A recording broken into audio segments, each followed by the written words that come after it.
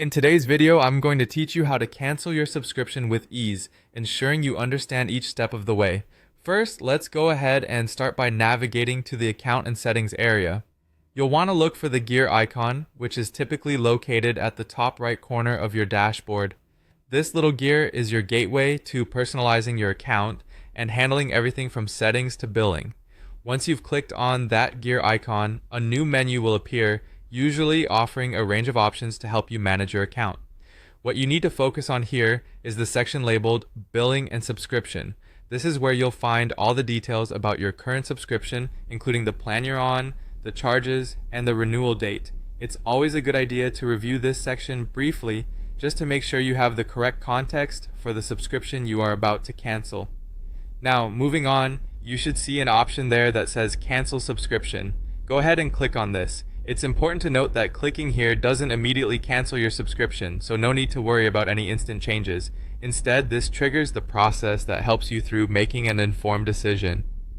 Companies often ask a few questions to understand why you are deciding to cancel, and it's useful for them to know, so you can provide feedback if you'd like. As you proceed, you'll be guided through instructions specific to your account's current status. You might be asked to confirm your cancellation request more than once. This is to ensure it's a deliberate choice and to avoid accidental cancellations. Each prompt will give you the opportunity to reconsider or change your mind, so read each one carefully. If at any point you're uncertain, you can usually find additional options like pausing your subscription or even contacting customer support directly for more personalized help. Before you finalize the cancellation, take a moment to consider any potential impacts. Sometimes ending a subscription can mean losing access to services you might occasionally use, and there's no harm in taking a moment to ensure this is the right step for you.